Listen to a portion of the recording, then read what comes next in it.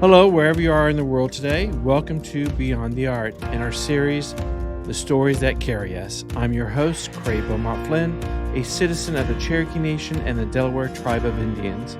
In each episode, we will discuss with various Native American artists, influencers, art leaders, and everyone in between their experiences, the communities they serve, and the translation and interpretation of the Native American art world today.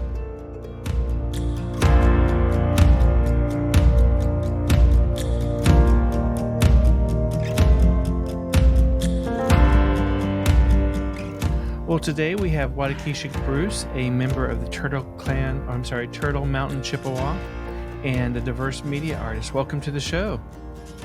Bonjour. Well, tell us a little bit about you and what you do and your craft. First, just for customaries, I'll just do a quick Ojibwe introduction. So, bonjour,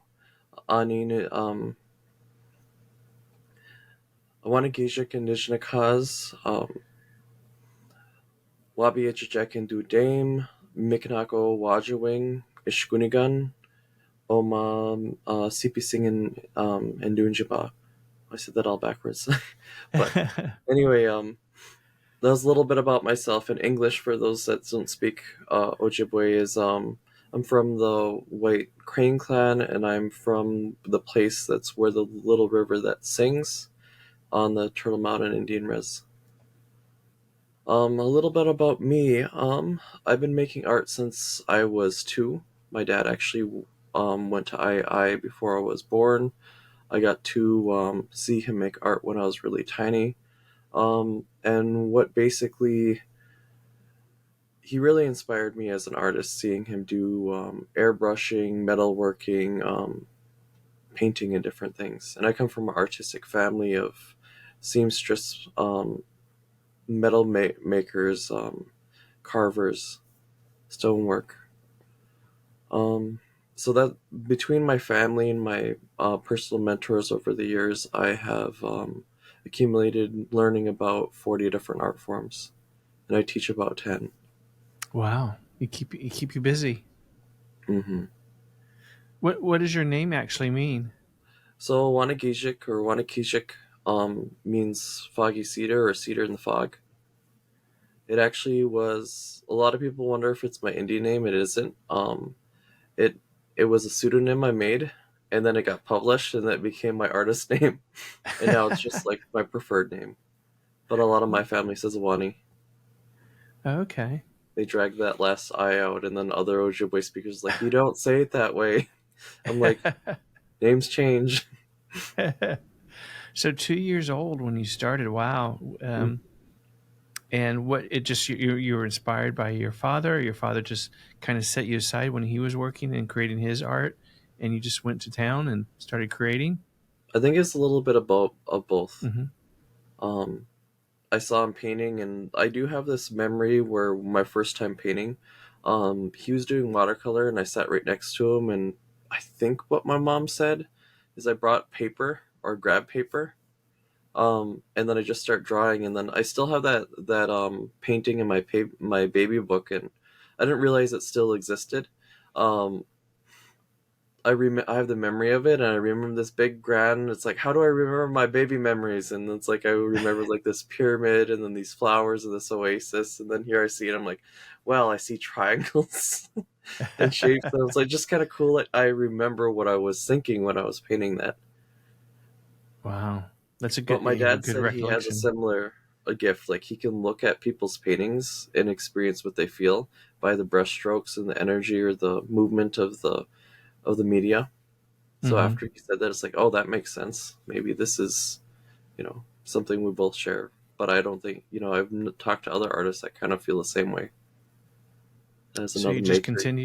you just continued on that pathway in the direction. You never deferred yourself. So you just continue to grow as an artist. So what entails being a diverse media artist? I made that in the sense of I really enjoy the idea of working on different media and then having a diverse range of being able to create. Mhm. So it was just kind of and I've seen similar things from other artists where they'll just say they work on diverse media arts, and then it was just a wordplay. Mhm.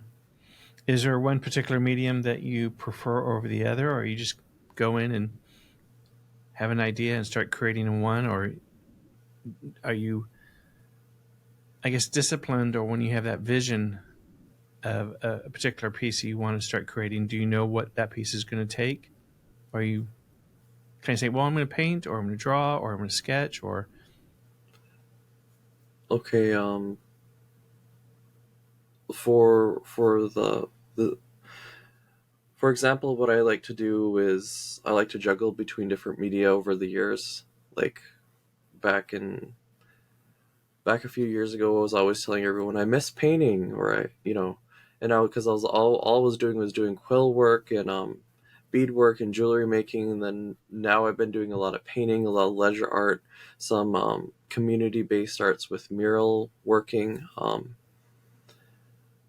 It's just like I said, it's constantly juggling. Like again, I'm telling everyone I miss doing quill work, but then here with mm, quill work, I finished some pieces, and then when I was at the herd market this spring, I met different people, like people at Idledrog, for example, and now they're asking me to come and do a demonstration over at the Idledrog Indian Market. As they saw my quill work. I've been doing quill work since I was 7. That's when I first learned. wow. Let me grab this little basket. So here's my very first little piece. Bring it Ah, closer. But this is my little baby basket piece. And then I made this one later in college. So same teacher.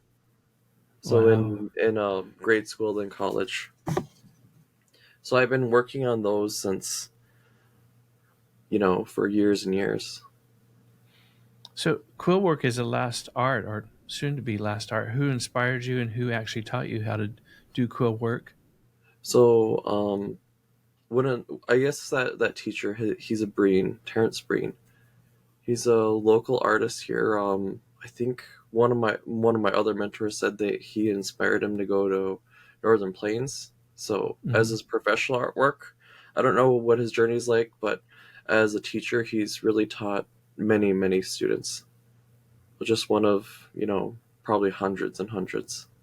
So he taught over definitely over a decade, probably like a Wow. couple decades.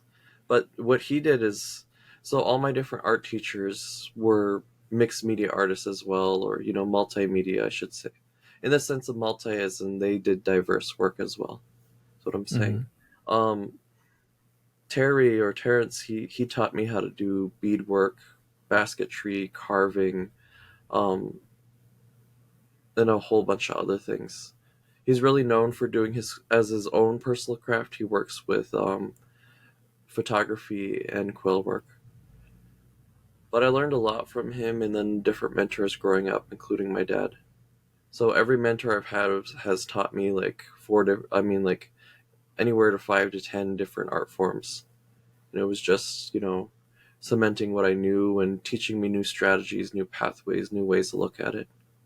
So when I think about art, like what you're saying with what's my process like, um, it's very hybridized. It's very out of the box, unconventional in the sense of when I approach a piece, like my dad and I will talk about um, making a certain piece, and we'll say, Mm-hmm. well, this is what a stone sculptor, how their approach would be. This is how a metal worker would go. And let's say I was working on basketry or some of my other pieces, it'd be we'd approach it with these lines of thinking or how we'd make it. Or if something doesn't work, we'll do an unconventional way by a different pathway. Got it. Wow. Yeah. Or So even when I what paint. inspired? Sorry. Go ahead. I'm sorry. I was just gonna say, even when I paint, he'll say, "Why don't you do airbrush or think about it like in this painting application in a way I don't think of." So just unconventional. So what inspires you? What inspires me? I think what inspires me is my personal drive for creativity. What inspires me is all the people that taught me art, all the people I've taught art and I will teach art to. in the sense of quill work, since I was taught by Terence, in certain traditional arts that I make, in our cultural way, ceremony arts or culture arts in that form, we have a way where it's an intergenerational transfers of knowledge. So what would happen is what I was taught is when you're taught a traditional art, you give your first piece away, and then you make your second piece and your third piece.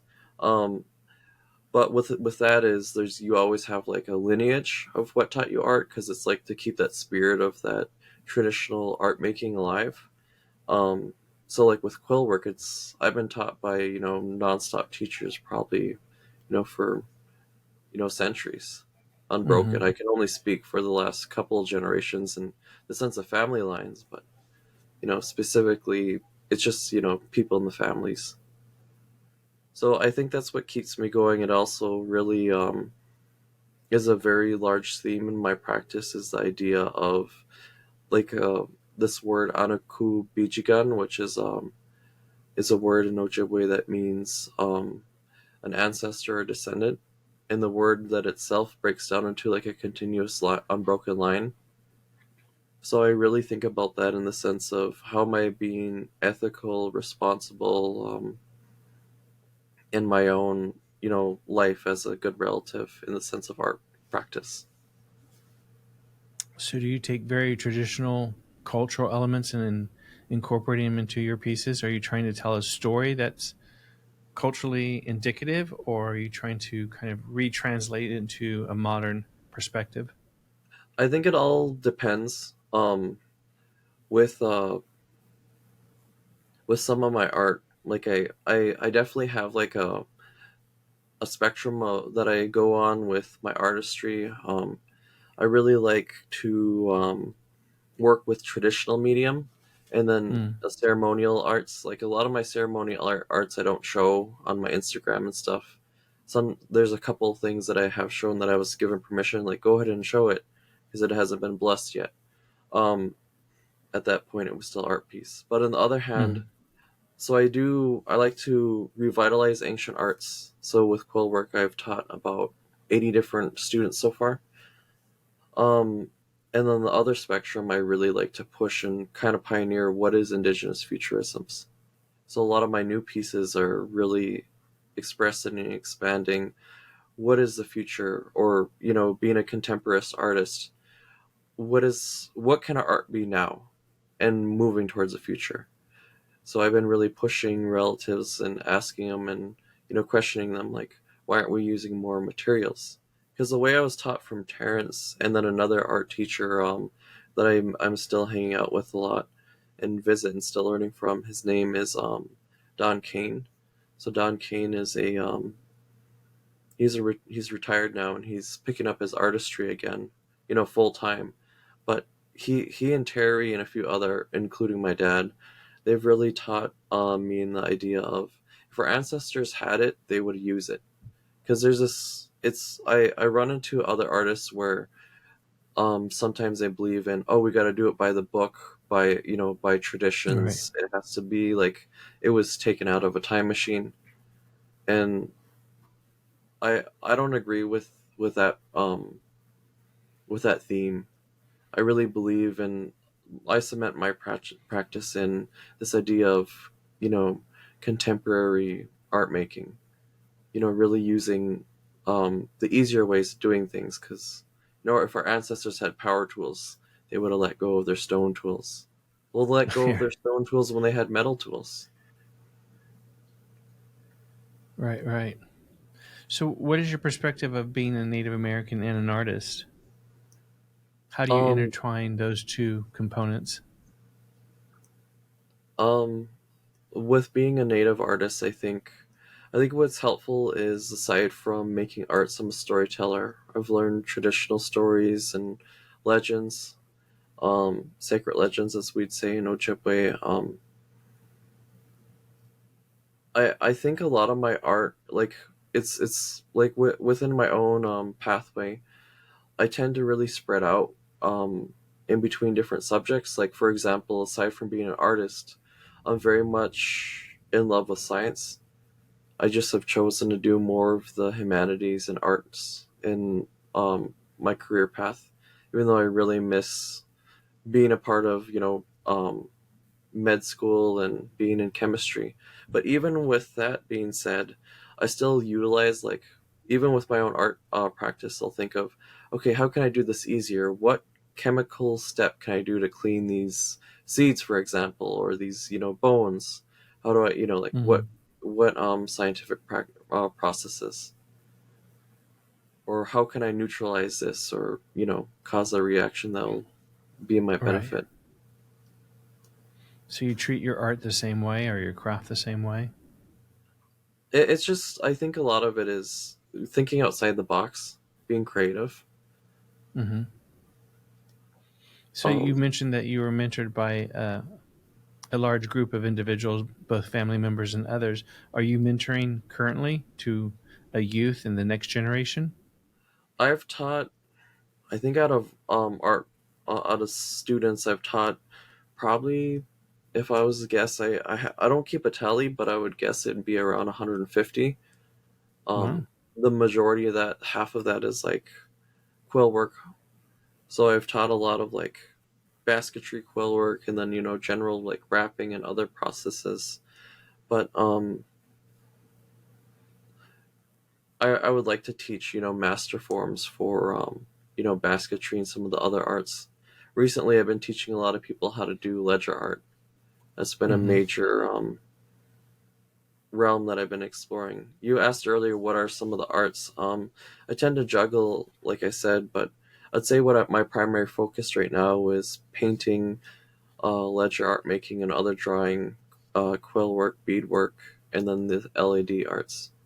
That's my number of five art forms that I focus on right now. And like even with painting, I'm doing mural painting and miniature paintings. So, but ever since I've did mural, I don't want to work with small pieces anymore, so I reserve it for ledger art. One of my facilitators for the fellowship I'm in, which is the Rural Regenerator Fellowship, is Keith Braveheart, and he recently Mm-hmm. gifted me with some very large ledger paper. I haven't measured it, but to give an example, it's like 18 by 24 inches. So I told him, I Wow. said, I'm really excited to work with large format um, ledger art, because all my That is ledger a art large. pieces are smaller. You know, So what got you interested in doing ledger art, or was it just the next step, or a box you wanted to check off? um, so with art making, I try to, like, I try to stay away from making what I feel is cultural appropriation. So for years I Mm-hmm. stayed away from it. But then when I start looking, because I do a lot of my own personal research, and I travel, or I have different historian friends or anthropologist friends that are natives, and then they've been in all these museums and they have access of art archives. So I stayed away from ledger art as a practice until I realized that, wait, no, Turtle Mountain did all the precursors of this. Our cousins, in Montana have been doing this. And our people would, travel back and forth. And then some of our people stayed in Montana. So I start Right. seeing like the history of, in the 1900s of this art form. And when I saw a traditional territory map that was on paper, and it, you know, I saw this piece by Turtle Mountain, like the Turtle Mountain territory from, the Great Lakes to the Rocky Mountains, like our traditional where we'd walk. Then I just decided, hey, I kind of want to do this. And one of my friends, Holly Young, she was having a workshop in Sisseton, and I just traveled down there with my dad, and we both took the workshop. So what defines a Awanigiizhik piece of art? Mm, I've never been asked that question. Oh, good. I think what it is it really my most favorite pieces are what kind of blends my themes that I go through. So like I said earlier, I kind of think of this idea of anaku bijigan. I think of a lot of identity and ethics, and like really pushing boundaries. So Mm-hmm. my favorite pieces are stuff that really fuse future, present, and the past. Um, Two of my most recent favorite pieces, well, I'll just grab one, is so Parfletch, like I was saying earlier. Mm-hmm. So this one it's something that can look like it came out of a time machine in a way, but I also Beautiful made it piece. more modern. So Mm-hmm. I like I said, I'm a storyteller. So this one is the spring summer constellations for the Ojibwe people, and then you have the Beautiful. Milky Way or the Wolf's Path. But like this is one of my favorite Parfletch pieces because it's something that you know is in a sense modern but also traditional because they would Correct. never use like they you don't see traditional star maps on on Parfletch works. Not saying it couldn't exist. It's that sense of I really like the idea of having contemporary and themes within my art. Mm-hmm. What are some of your poignant pieces that you were surprised that the reaction it received or the reaction it did not receive? Um, Crap, I didn't even grab that. That one's still put in the. I think I sent you an image of the one with a water panther and there's a watercolor behind it. It's a Mm-hmm.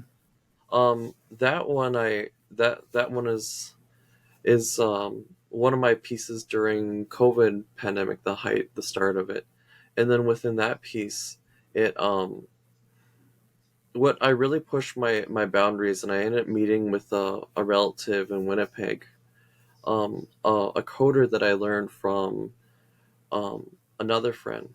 So Elizabeth Lapunze, I hope I'm pronouncing her last name right.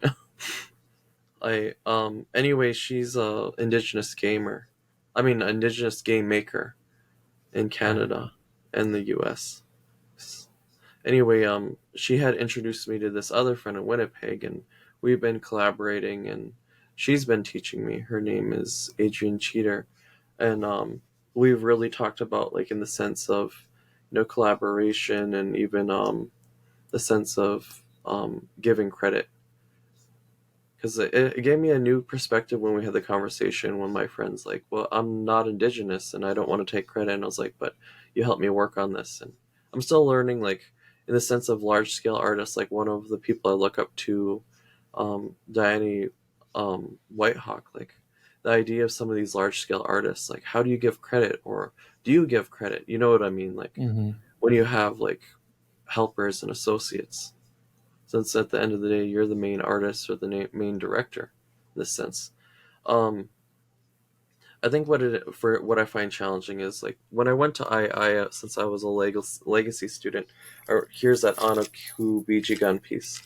So this one's a sound reactive. Mm-hmm. I have to unplug it, but there's traditional mediums here. This is pretty bright on the camera, but I'll put it down in a second. So this is a Thunderbird with different pieces it shows, Fantastic. Yeah, I and see the little image. yeah, it has a bunch of images, and then there's traditional mediums that you can't really see with how bright it is because it's so close to Right. me. The closer the microphone hears the audio, the more intense the light is, so that's why it was so Oh, really? intense. It was right next to my mouth. So that's actually a sound reactive piece, and it has that idea of Anoku Bijigan, so the little nodes of the LEDs in the with it wrapped within the red wiring and um, a necklace piece. It represents like all the ancestors or the sense of stars, and then the Amazing. Thunderbird is um like a agent of change and innovation and different things, and it has different associations. And there's storytelling within there. Like there's my grandpa and his siblings when they went off to boarding school, and there's like different indigenous leaders, both Michif or Métis, Cree, and Ojibwe. So like there's Gabriel Dumont, I believe, in there. There's my so many great uncle Patrick Gorno, who was instrumental in saving the res from termination back when Mm-hmm. I should know what since my degree was about history. But anyway, Turtle Mountain was almost terminated at the same time as Menominee in another one. But I mean, anyway, we had leaders that prevented it. that's such a significant and unique piece. How did you, or what was the process in actually coming up with that piece and the intricacy and the story you wanted to tell with it. Was it in a dream, or was it just something that you kind of envisioned? I guess something that I envisioned. My next piece, like I'll think of things like what's something that I want to see, because I really look in world art and seeing like installation or place based art, or in the sense of multimedia, because I really Mm-hmm. appreciate multimedia. Like I watch like some of the Japanese artists or some of the European artists, and I'm always thinking, why can't a native artist be doing this, or why isn't more native artists doing this? So it's just that creation and that idea. Like with this one, I was like, I wanted a the one I just showed you, the Anakobijigan Nog piece. I wanted to incorporate the themes with that, or this idea of um, a medicine necklace, like a loop Mm-hmm. necklace that you see like crows, for example, wear, that they're known for. The other thing is I wanted to have something that complement the LED fairy lights. I think they would consider them. So I put it in trade beads. There's coral in there. There's gold beads. There's traditional beads like that we would have traded with other tribes. Specifically, there's dentilium work in there. There's this thing that we call wolfberry, or locally we call it silverberry, or the wolf willow bead. So that you find in ancient art, where Mm-hmm. they used to adorn them on leather clothes, hundreds, well, thousands of years ago. So I have, and then the trade beads, old green trade beads, and then I have turquoise and bells on it. So it was this idea of I want it to be reactive. Like the prompt was traditional meets, futuristic art.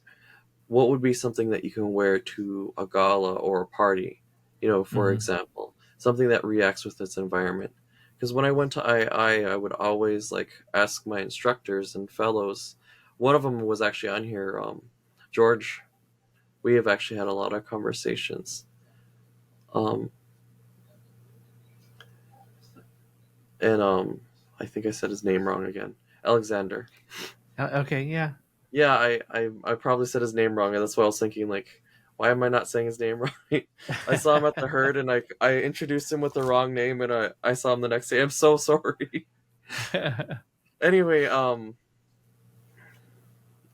uh, when I went to I would ask different people in this idea, why can't native art interact with you? Like my vision, like thinking of my senior show eventually, um, I didn't I ended up switching degrees though, but when I was thinking about my senior show, I was asking him, I would like art that has sensors and motors and it can interact with you, because Mm-hmm. what, like I would ask him, I'm tired of the traditional structure where you interact with art. Why can't art interact with you? We're in, this time and age, there's robotics that do all kinds of things. Why can't we do this?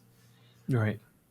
And then talking with that other classmate, the one that was on earlier, we really talked about this idea of native art, and it really inspired me. Like, I really liked where he was going with his space pieces with the helmet, the Air Force mask helmet that he ended up getting. Mm-hmm. It was this idea of that I talked with him and Del Kerfman and a few other people, that it was like we were all kind of really tired of how the market, they like the buying market expects that native artists make this traditional art that's from a specific time period, like 1850 to 1920. And it's just like the Correct. fact that we are native artists, why can't you know why can't even minimalistic art, or even like a Dadaism style art, like why can't we make something that just seems so out of the against the trend, and that can't be considered native art? You know what I mean? It's just really expressing and pushing that boundary, because like being ledger art, I would tell people I'm a contemporary ledger art maker, because I don't want to draw pretty Indians that look like they pose for a picture. Nothing wrong with that. I appreciate that form of art. I just like to tell like more diverse stories, in the sense of this idea of like futurisms, like kids playing video games. Like one of my favorite pieces that my friend I ended up giving away for a trade, I'll have to send it to you, was this idea of Tamagotchi. You remember those things in the 90s, Mm-hmm. those little eggs that they would play, Yeah. and in the 2000s, and I see there's a resurgence. I saw a little cousin playing it, so I did a ledger art piece of a little kid's hands close up with a Tamagotchi, and I left it playing, and then because I was thinking I'm gonna make prints and I'm gonna do enhanced prints on these and draw little images in.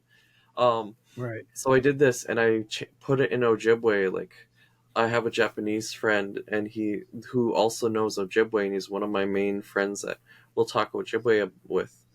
The cool thing is he learned how to speak English by merging from Japanese language, and then he couldn't learn English, so they said learn Anishinaabe Moen, you'll learn English, and that's Wow. what he did, and now he can speak English through Anishinaabe Moen.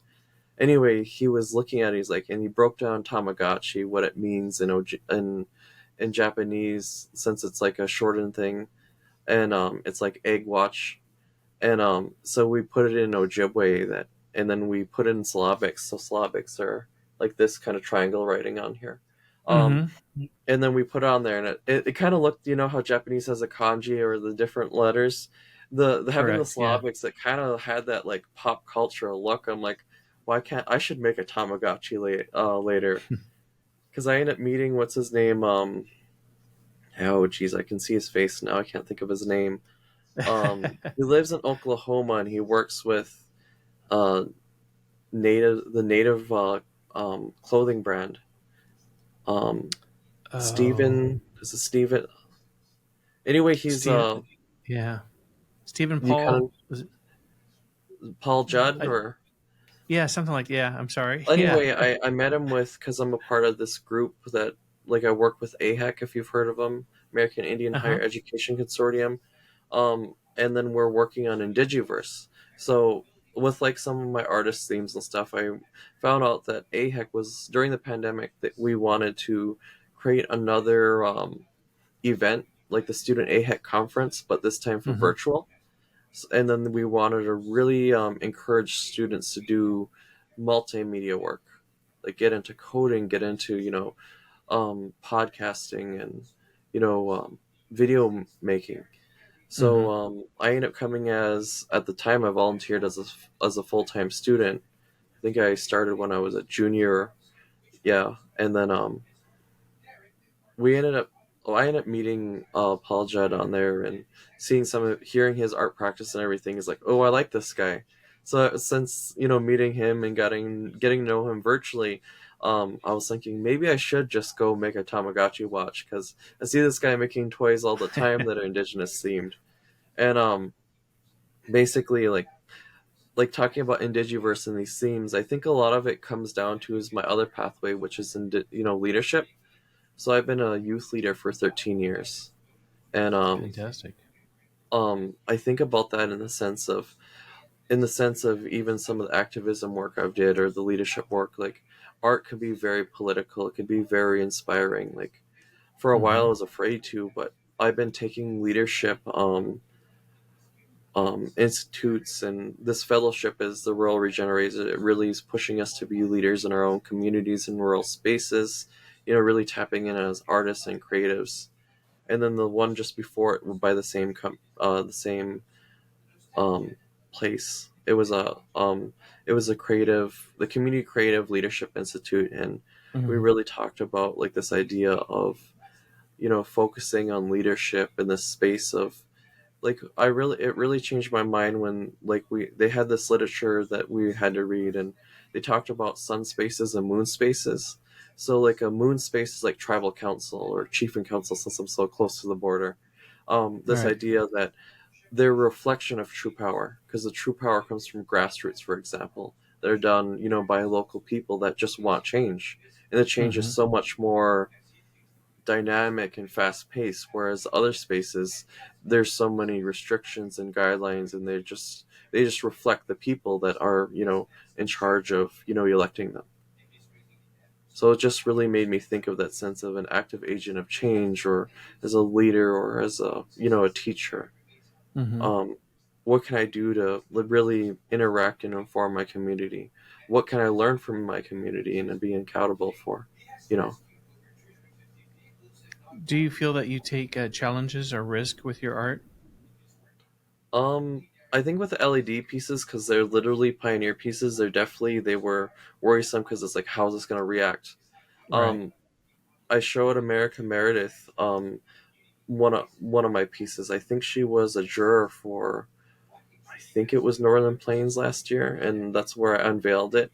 And then I was just disheartened because I feel it was way out of the box from most conventional art.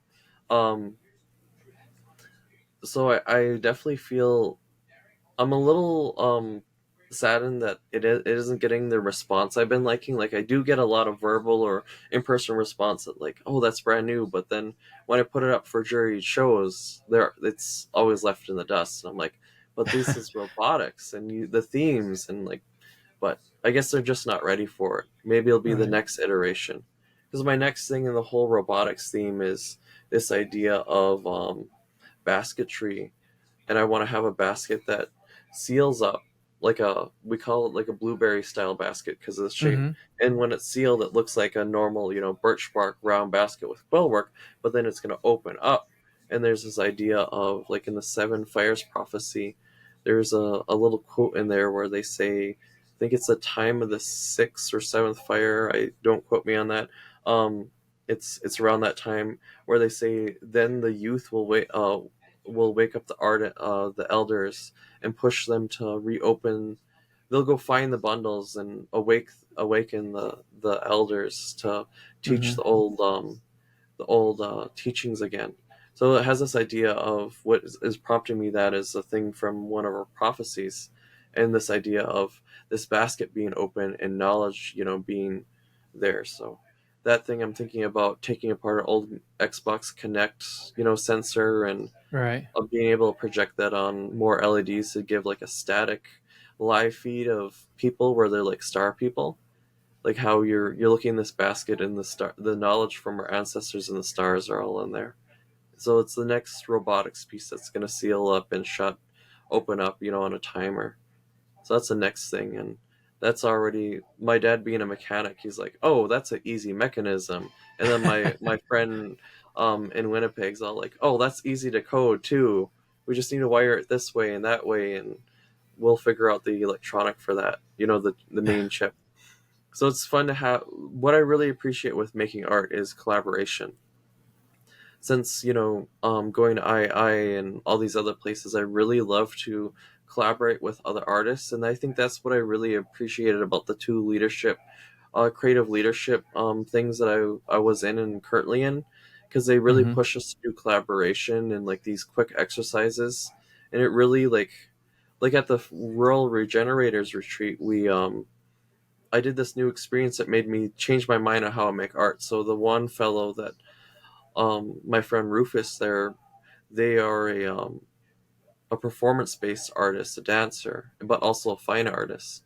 So the both of us on one of the last days of the fellowship retreat, we did this live, I guess you'd say almost improv dance slash drawing event, and we Rufus ended up dancing and doing like this creative like freestyle dance over here, and then we had hard pastels, and then since I'm not a dancer, um, I would just kind of trace footsteps or do gestural lines and movement that was playing with the music. And I think everyone at the fellowship retreat really enjoyed, and they've said that it felt like a private viewing or private party where it was art being created in the now that wasn't being broadcast. So it was a personalized experience. I don't think very many people took pictures or even video of there was no video playing of the whole thing. So it Right. just changed my mind of how to create art, how to think about it in the Mm. sense of actual full body movement, and over time, this performance style based piece. And then afterwards, we did another live performance where we tore it to smithereens and handed it and gifted it out. That was another thing as a young artist, is I used to always tear apart or burn my art pieces. Oh, And then wow. so all my children's art, like I can probably have boxes full of art because since I was tiny, I used to get in trouble for always drawing. And then they'd be like, how are you always getting A's, but yet you're always drawing? Like, I just listen to you, and this isn't hard. So I do a lot of my own reading. Anyway, so I've always like kind of destroyed art, and sometimes I'll terrorize some of my friends. Like we have this bead night since the pandemic, where there's actually we have a virtual art show online. It's rockyourbeads.com. Um, and we we really became a really close knit, group of artists. And what's really empowering is I see them going into like the herd. When I meet a bunch of them at the idol jorg, it's like, and then we have like our own like group where we're there for each other, we're really helping, we're inspiring each other, we'll push each other. So like we have like generally a twice a week meet on Zoom. And what we really push and help each other to like, come on, you can do this piece before, the idol drawer, for example. Or they'll ask like questions, or they'll ask for things, or we'll get a preview look. And it's like, and then Mm-hmm. when you go to like my friend Celicia Oldbull, her piece was a place winner over at the Herd Indian Art Market back in the springtime. And it was really nice and personal to see that piece after seeing it being built for the last few months. So I really find beauty in like collaborating and empowering. Like one idea that I've learned from Carrie Moran McCleary, she's become like an aunt to me, but she's the host on Bead Night.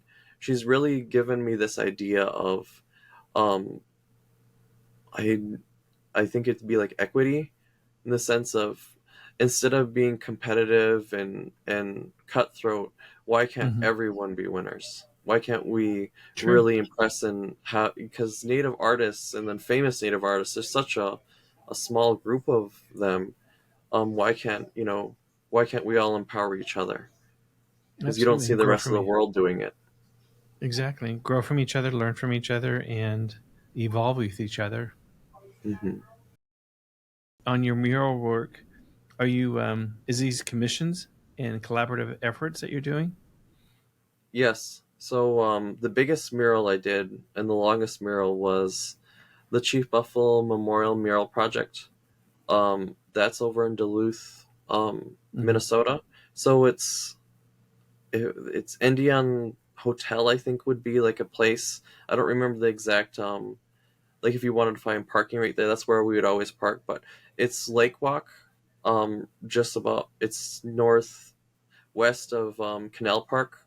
So Lake Walk is around Lake Superior, and then you go up this access ramp that's in between Lake Walk and Gitche Odea King Park. So it's the pavilion that's behind Superior Street. And Mm-hmm. the access ramp is it's mostly all painted. I mean, where you access and walk around it is all painted, whether it's just solid colors, but most of it actually is murals. And then that's some I'd say a small percentage is community based murals, where we actually had youth coming or community members. And then the other half is like between four of us main artists, and then the volunteers or the associates that were paid to help us out. And Mm-hmm. so the thing that was beautiful about that is it's the first all indigenous mural for Duluth, and Duluth doesn't have a lot of large scale murals, let alone made by um, native artists. So like you see it in the Twin Cities, like you have some wonderful mural artists there that they're painting up the city. But Duluth, that was the first big large scale mural. So our funders were the city of Duluth. So What that were the? actually was a huh? I was gonna say, was this all artists from your own tribe? No, the main artist is Mary Villiard, and she's a direct descendant of Fond du Lac. Okay. Then there's Michelle Defoe, who she's from Red Cliff. So you have Minnesota, then Wisconsin, and then I came on, and then I invited my cousin Sylvia Cool. So we're both Turtle Mountain. So I guess we're different tribes. Mm-hmm. The But those other two, they live in Duluth, the two friends, and then Sylvia and I lived in Belcourt, and then Sylvia ended up moving to Duluth this winter because of the experience. Because we spent 2 years working on that mural. Like I worked Wow. on it during mostly on my senior year. So I actually spent my senior year mostly in Duluth and on the road, and that was like 18-hour round trip every weekend. Wow. So I think near the On end the of it, job training. yeah, it was. So it definitely became. I think it was fun to, in that sense of being uncomfortable, in the sense Hmm. of, constantly traveling back and forth and finding places to stay, and then finally securing a more stable places to stay, and then places to eat there. Like, it was that sense of, even though this is stressful, at the end of the day, we're gonna have a giant, public display, or of a huge community project, something that's groundbreaking. So that mural actually has to do with the the path that Chief Buffalo took in. Geez, I just my friend Michelle and I just worked on the translation in Ojibwe for the history piece. You think I'd remember them dates? But anyway, Chief Buffalo, he was a 90-something-year-old that traveled to DC with his own group of friends delegation, and they really um, pushed the Minnesota Territory to build their own reservation, and that was right during around the same fact of the Sandy Lake tragedy, the Ojibwe Long Walk. Hmm. So there's some pieces that are depicting of that tragedy, like around the corner, that my cousin Celia worked on, and it's just really empowering to see. Duluth is, if you want to be honest, is still in space. Um, Somehow or another, Chief Buffalo's stepson ended up getting it and ended up giving it to, the state of Minnesota. So Duluth used to be, like, I've heard traditional stories that Duluth used to be a place like a Ojibwe city back in, hundreds of years ago. It used to be lit, like city lights used to, but it used to be lit up with hundreds to thousands of fires at night when you Really? look over the bay. Hmm. Um, so just to give you a perspective of how much it's changed, eh?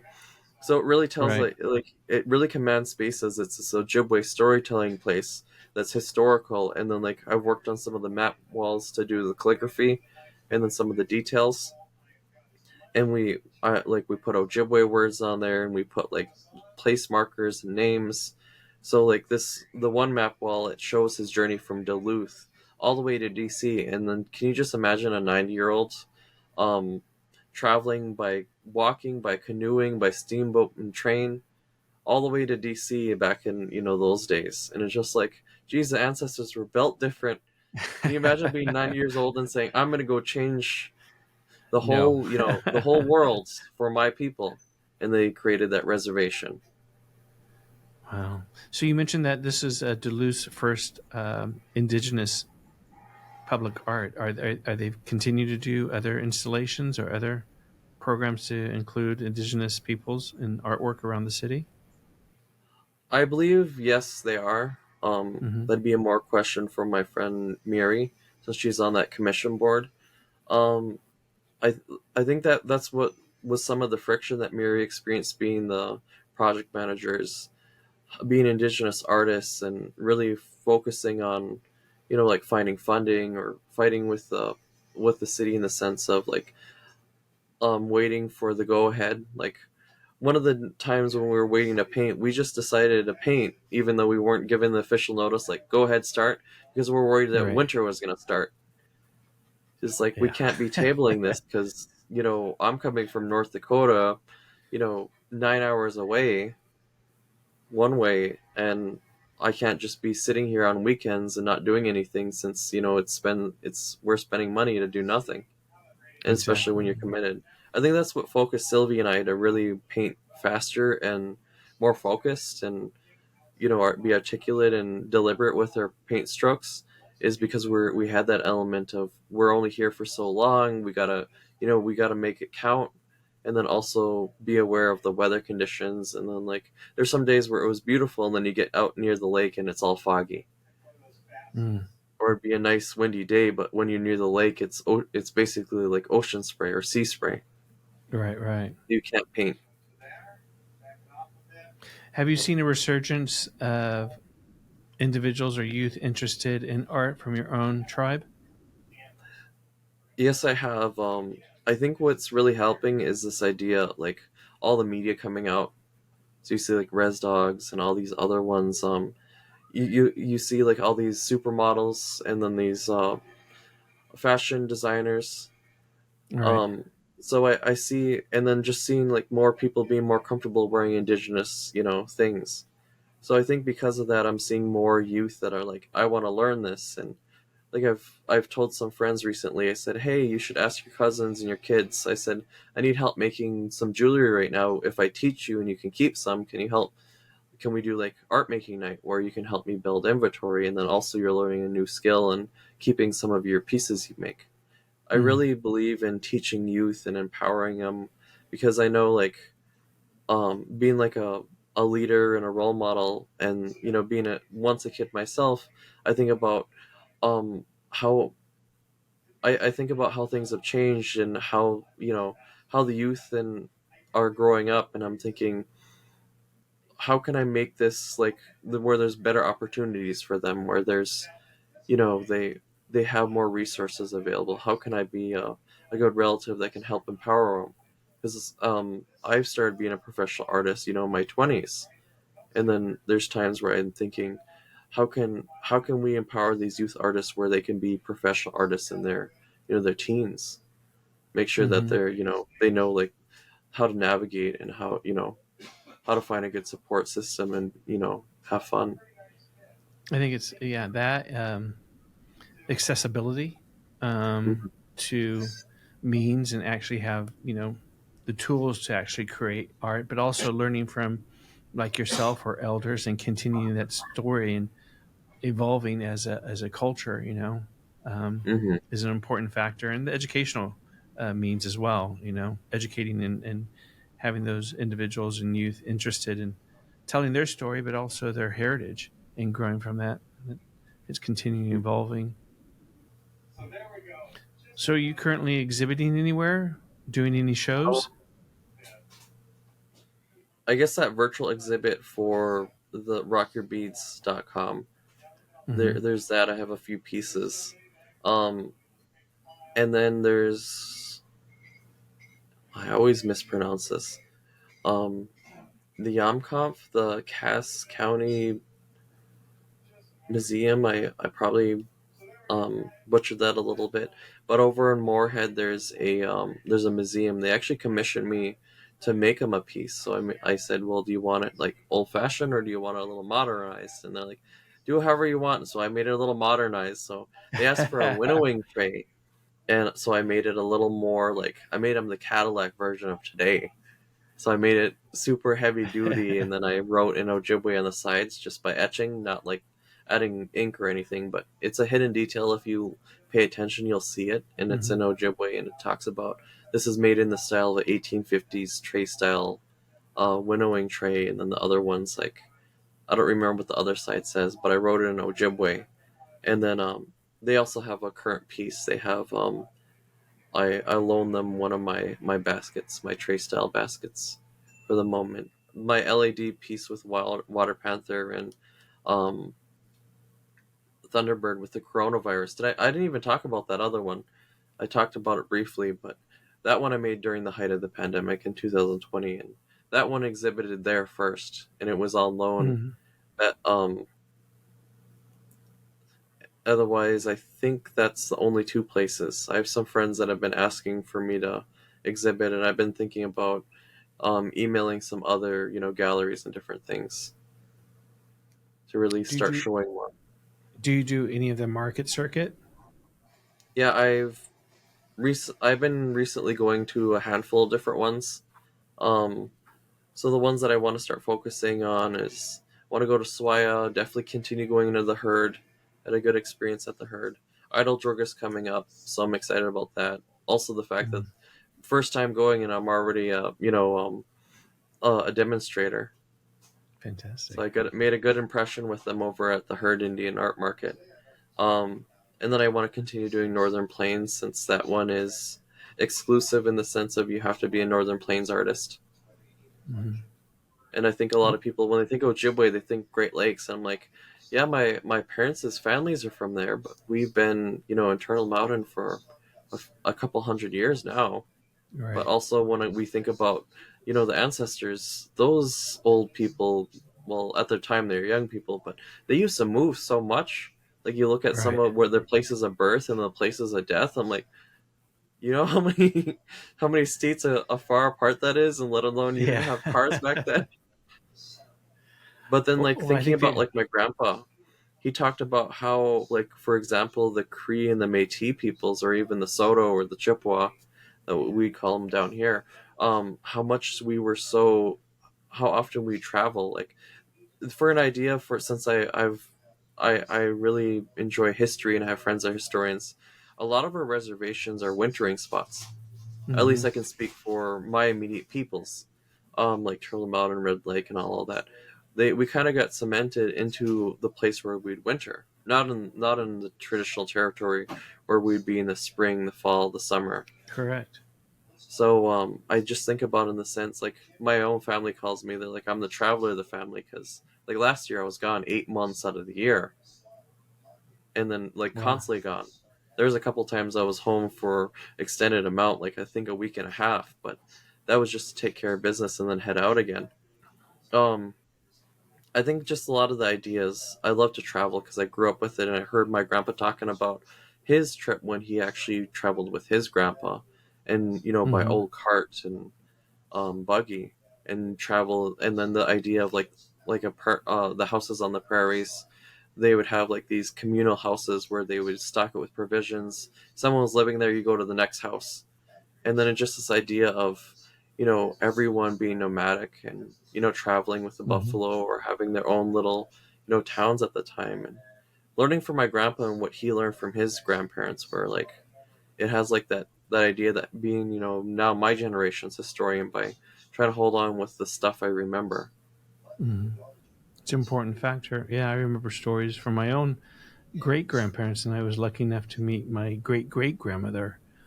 She lived at 104, and some of the stories that she told, some not so good, and some, some very visual aspects of just the way life was.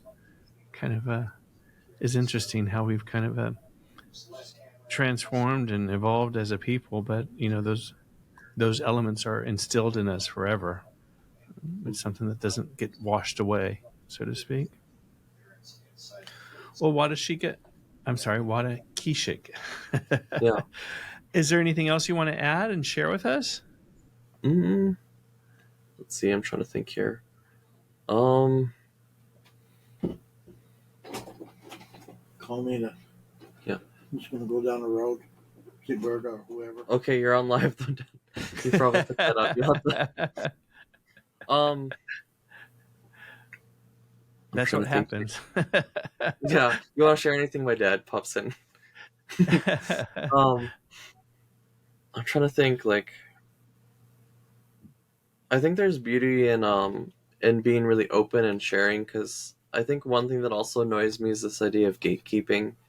Like, I Hmm. understand, like, if there's non-native artists trying to learn it, or if it's a ceremonial way where there's protocol and stuff, but most modern native art, you know there's a protocol and a way to do it, but also there's beauty in sharing.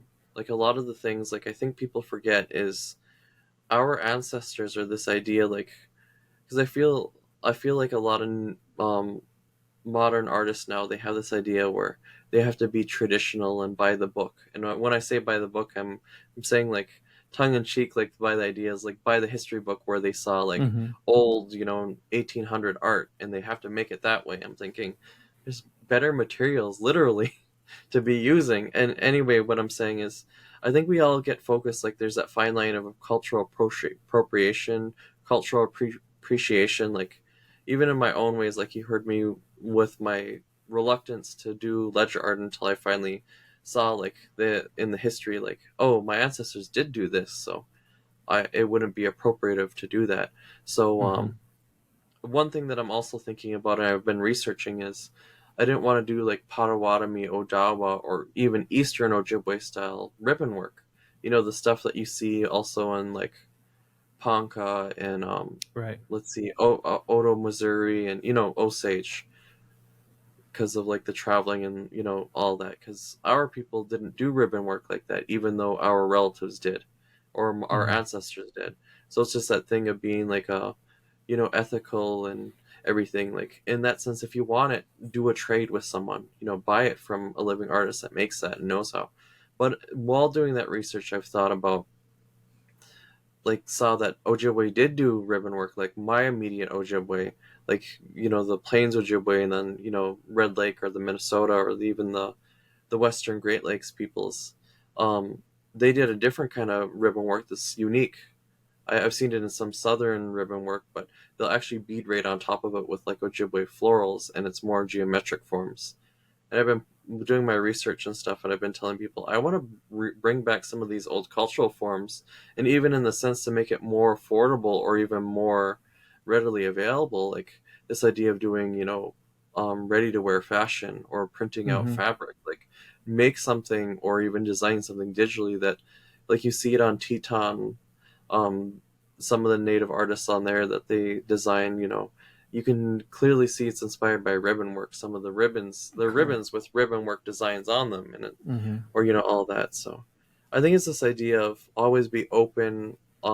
There's really beauty in finding yourself a group, like I found, like with B group and some of the leadership groups I've been a part of. Like there's so much beauty in, really being a modern artist and working with what you have, making things easier. Like there's beauty in doing like historic facsimiles, but I also feel there's beauty in pushing to do more modern, contemporary, even Mm-hmm. futurist pieces. So I like I said, there's just beauty in art making. True, true. And it's telling a story, and that story is being told appropriately and visually impactful. Any closing words of wisdom?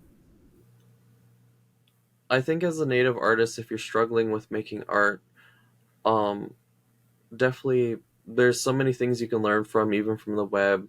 Find yourself a mentor. I think sometimes people are afraid to make art. I think any artist, like there's been so many people I've met at markets and at different things where they feel like they're not good enough, or any, Mm-hmm. or I find youth that says, well, I don't draw very good. I'm like, there was a point in my history where I didn't draw so good, but I just kept on.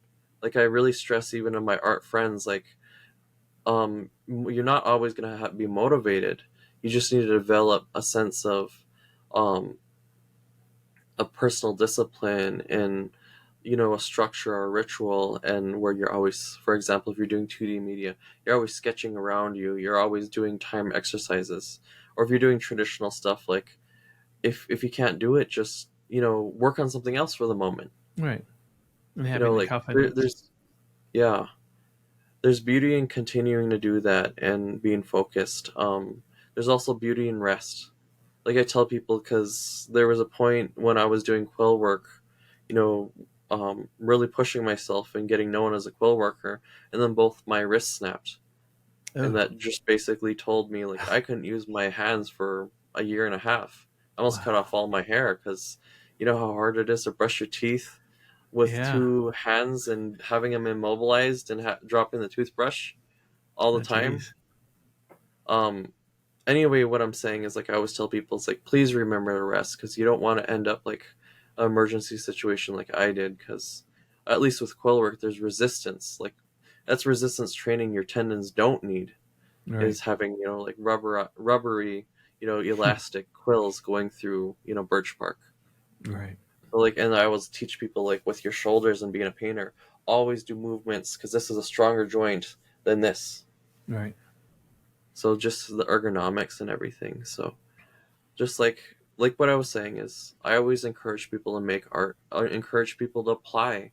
There's so many grants and stuff. People don't realize how many people don't apply for grants, and it's easy to get discouraged and say I don't want to apply for that because I didn't get it. Like with the fellowship I'm in, one of the fellows, he applied the first time and almost didn't apply the second time, and look at he's in now.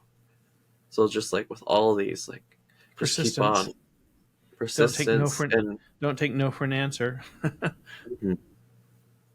really Well, work with your community with, finding, helpers, like editors, and asking people for advice and help. There's so many, like, even in Minnesota, for example, there's so many artists, resources out there. Just look in your local state, look in your tribe, or ask other artists, if they have time to give you, strategies or advice. I really encourage people to really seek out, and because there's a lot of people that want to share and be helpful because they found help when they were at that same level. Well, thank you for your words of wisdom and advice. It's much appreciated. And Awanigiizhik, it was an honor to have you on this show today, and I'm glad we got to meet and talk to you. Thank you so much. Igwabmin Minawa. I'll see you again.